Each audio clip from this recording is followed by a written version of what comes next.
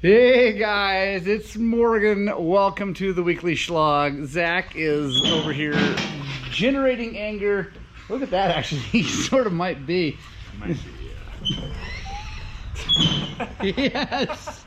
This could not have happened more perfectly. I just grabbed the camera to start the Shlog and bang! He's got grease all over himself and the... It's so good. He's we're mounting up some mooses for a friend of ours who's racing this weekend with us, and we're wrapping the moose in a that is awesome. Anyway, welcome to the weekly Shlog, guys. This is our weekly shop vlog of what happens here at Highland Cycles in Western Colorado, and it's pretty awesome. If you guys enjoy this video, make sure you hit the subscribe button and maybe give us a thumbs up and share it with one of your friends who needs to see awesome dirt bike stuff. So, let's get on with the Shlog. Yeah!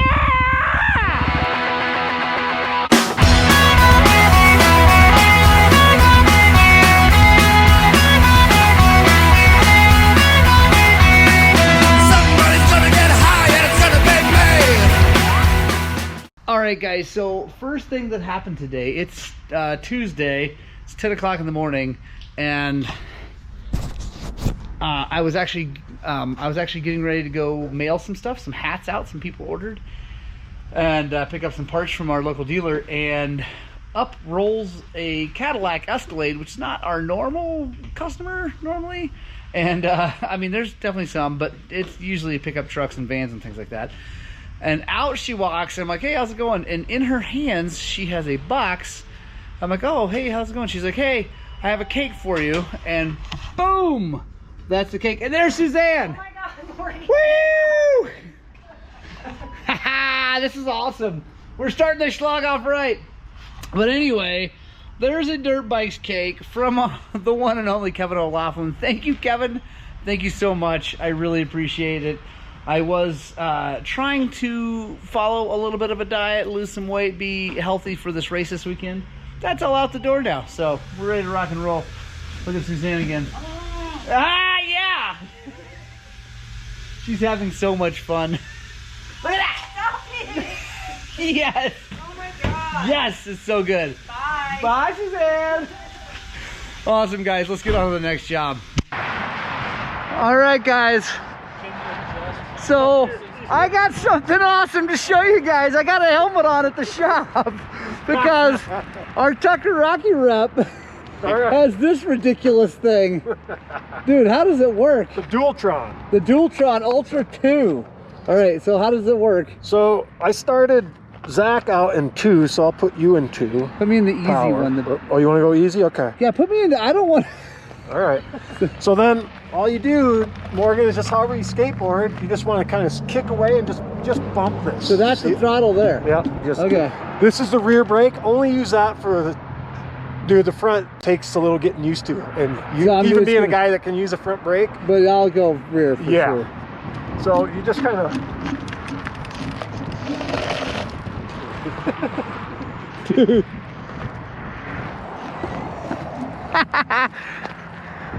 So there's lots of people have ridden it. No one's crashed it. Hopefully I don't. Here. So. All right. It's going backwards. It won't. It's going backwards. He's already going the wrong. There you go.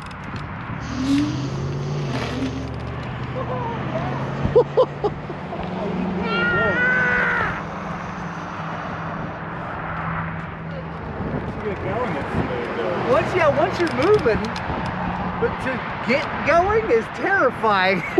It's nuts, isn't it? No, I'm afraid of your record. I don't. Zach has the row. Is it 46? At least that's what I saw. Dude. Yes. It's a little scary. It's the most loose gravel I've run it on so far. I bumped it up to 3. To 3? Yeah. Out of how many? What's that? How many does it have? 3. Oh, 3. Yeah, but I'm still on eco mode, no turbo. Oh, yeah, no, I don't want turbo. Dude, get in turbo. No. I'm gonna get in. That's gonna happen. Woo! Oh, he's going 40, I bet. 47. 45. That's what. Yeah, that's my record. That's my record as well. Dude, Because that's what it tops out. That's as far as I want to go. Yeah. Like, I don't want to go any faster. There's a kickstand right there. Oh. Dude, that is awesome. All right, guys, enough goofing around on the scooter. Mr. Sheets is replacing the seals on a CRF 450 that let the oil migrate from the motor to the transmission. It's one of the things I don't love about Honda 4-strokes is that that's a possibility. It doesn't seem necessary. Like every other motorcycle on earth lets the oil be all one bath and doesn't seem to have a problem, but Honda sticks with it. Oh well. Anyway, this one's doing it. It pumps motor oil into the transmission, which, if not noticed, will blow up a motor, which is super rad. Next on my lift is a Beta 500. I think you guys will enjoy. Doing a bunch of just maintenance work on that. We're going to be doing fork seals on the open chamber, what are they, Sachs forks. So make sure you stay tuned as we get that done. I will be also shooting an in-depth video about that. So you can have a separate video that goes down, way down deep into doing those fork seals, but we'll touch on the highlights here on the Shlog. And first of all, though, I'm really excited about this. A little bit of mail time for me. I have had a Honda steering stabilizer, the stock one that came on the CRFs, for a while. I took it off a guy's bike because he put a Scots on there. He didn't want it, so he gave it to me. I've had it for a while. I've finally decided that I'm going to mount it onto the 125. I'm really excited about that because a friend of mine, Foxy Bibbs, you guys have seen him here, he put one on his KTM and he really, really likes it. So I definitely could have used it at the Hare and Hound going as fast as we were going. It would have been nice to have a little bit of steering stabilization. So yeah, I'm excited. Make sure you stick around. We'll be doing an in-depth video on installing this. And I guess, like I said, probably touching on the highlights during the Shlog, but I got to get this on before the race this coming weekend. So it's from Ride Engineering. I bought the thing. No one paid for this one, so review completely unbiased on that. So I'm really excited about that. I'm gonna go grab that Beta. We'll get to work. Son of a bitch. Look at that. Right there. Caddy. Tool caddy. Taking one for the team. Yeah, Zach just learned what most of us know about stupid Honda 4-strokes is that when you turn the motor over, it starts pumping oil out if you have the either the drain bolt or anything like that. So it's super exciting, especially when you don't know that and your tool caddy is underneath it. At least 10. It's cake time for Zach again. Alright guys, we got the 500 up. I'm enjoying cake and coffee. Thank you, Kevin O'Loughlin. And Shane Wood, thank you for the coffee. Yeah, this is a great day. Zach's been eating a ton of cake, an inordinate amount of cake. And he's been cutting the cake weird. Let me, hold on, I gotta show you. I need to know, you guys need to comment below if I'm right about this, but, so I took this off. That is his pivot point. It's clearly not in the center. Not even close. Come on, Zach. So good. All right. I'm going to answer that phone, and then I'm going to get to work on that Beta after my brain recovers from seeing that poorly cut cake. Highland Cycles this Morgan. Alright guys, it's time to do some Beta fork seals. I finally got Zach to stop eating cake. There he is in the bag. Anyway, oh, he's bothering me!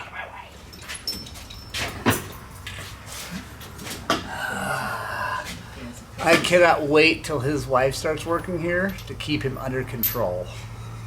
It's gonna be so much better. Now, slide that apart. We're gonna get a wrench that will go on this nut that's inside here. All right, guys, I'm gonna show you something. So I don't have a thin 19. Actually, I have a thin 19. It's out in my van, but I want to leave it in the van where it lives, and I guess I need to have a thin 19 now. I've got other ones I've ground down. We're gonna grind this one down.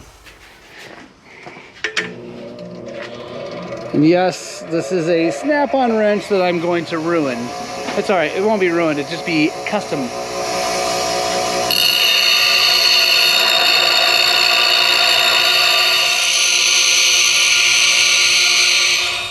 All right, custom blued. Let's see if we got it thin enough. Oh yeah, like a glove. Like all these other ones, we're going to take a flat blade, we're going to come in here between the seal and the fork tube, like that, and just twist. There we go.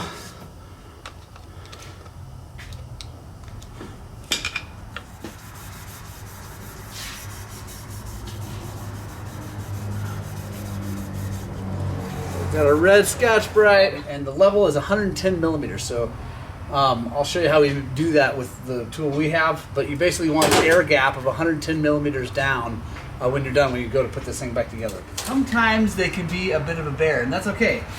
Here's a little something I learned. So if it's not one to bleed, it wants to come up too quickly, what you do is you take the outside fork tube, come up, put your hand on it, seal it up, and then push down.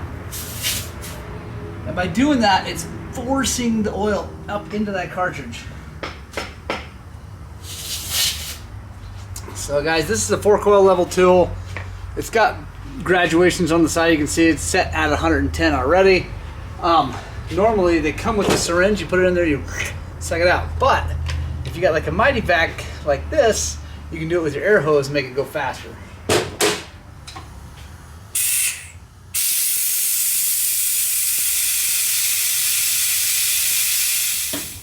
And guys, last thing you do, get it all together. You want to push on the fork, make sure everything moves like it's supposed to move, and we're good to go.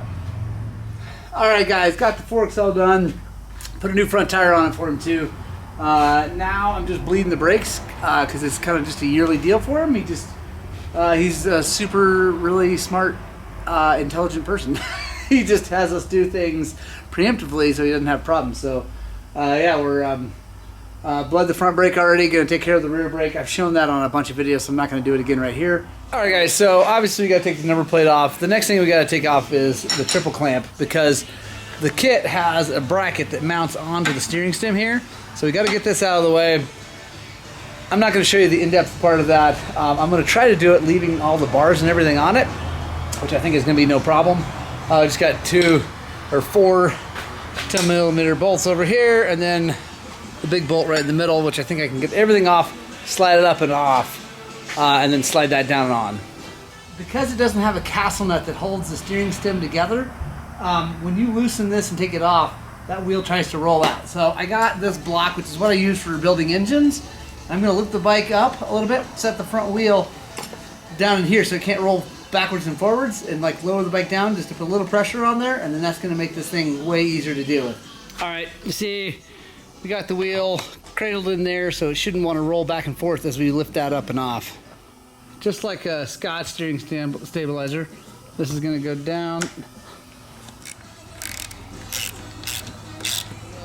And then this goes, the little thing says up. So then we take our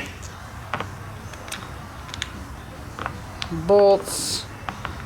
Like I said, I think I'm going to put Loctite on these. Showa steering stabilizer mounted up on a KTM. I think I'm going to leave those wires back. I'm going to raise this thing up. Let's see how it... I don't know. I might actually move those up here, I think. I don't like them there, so that's easy though. But so here, you can see how it works. So there's a piston inside here that's going up and down. You can see how it gets longer and then shorter like that. So pretty stinking sweet. I'm excited. So. All right, guys. So the next job on the lift is this 0506 CRF 250X. We've been working on it, just getting it running good. No big deal. Nothing super crazy. But what I want to show you is the old school Recluse setup that this thing has. So it's got this so that you can have a left-hand brake. So back in the old days of Recluse trying this, or doing this, not trying, doing this, they got some master cylinder, and I don't know who makes it, where it comes from. Anyway, they had their own master cylinder. A lot of people just took the clutch lever off and just had that as a rear brake. But then they offered this setup where you could have a clutch. You could still have a clutch disengaged with this, and it had this weird, anyway, it sucks. And that master cylinder has failed now, so even when you push on the rear brake with the foot brake, it just pushes fluid past this. Anyway, so we're just deleting all that. We're not taking the clutch out, the Recluse out, but we're taking all this junk off, putting a normal lever back on it, and it'll be good to go. Yeah, this is back from, I think this is a Z-Start Pro clutch that's in this thing, and these are old school. Probably a lot of people have not seen these things. I mean, the younger guys haven't seen these things. This is back when Recluse, when they made this, there was no way you could even have given me one of these things. Nowadays, they're pretty awesome. I don't run one personally, but I do. They work really good now. So, but these old ones, I mean, I guess people say that they worked good, like they didn't stall and all that, but I mean, you had this tiny little thing to pull the clutch. Anyway, whatever. So I'm going to delete that, put a normal perch back on it, and then we're actually going to sell this bike. So if anybody is interested in an older CRF 250X, it does have a title. It's from California originally. It runs really good. Nothing wrong with it other than getting this thing off. But yeah, so I'm going to take care of that, and then we'll get on the next job. I'll check in if there's anything weird that I find here I need to show you. Alright guys, so this is going to be the last job that's on the lift for the Shlog, because I am busy prepping motorcycles for the race this weekend. In fact, this is on my kid's motorcycle, but it's something I wanted to show you that I didn't even know he had done. In classic Ewan Spradling form, he has done something I've never seen before, and yeah, anyway, take a look at this. So you can see here, the radiator has been removed from the frame. And that's nice, especially since we're going racing tomorrow. Fortunately, it's just the rubber ground. It's no big deal. I can fix it really fast, I hope, but like, Ewan. Anyway, I'm going to take the shroud off. I'll show you guys what we're dealing with here. So, there we go, guys. You can see that the radiator is literally only held on the bike by the hoses. Hey, child. Yeah, I'll show you how we're gonna fix that here in just a second. Alright guys, so radiators in general are held on by rubber bits. These ones are just old and worn out, and he clearly hit something which pulled them off through this hole. So this piece needs to come in and be like, I'm gonna need 2 hands for this, but all right. So we got the color out. Now we're gonna take this and put it in the hole in the radiator. Focus. There we go. So we can see this is outer side's ripped off. It's just no big deal. So with the towel, we'll take the collar. We're gonna put it in there. I'll push that in. Now what we need to do is find a washer that's this inside diameter but bigger than this hole, so we can't do that again. Alright, I think that one's gonna work. Looks like it's about the right size. Alright guys, got her dialed in.